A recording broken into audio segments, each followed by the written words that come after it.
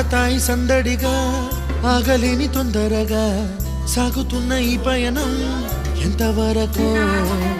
రేపు వైపు ముందడుగా లేనిపోని దుందుడుగా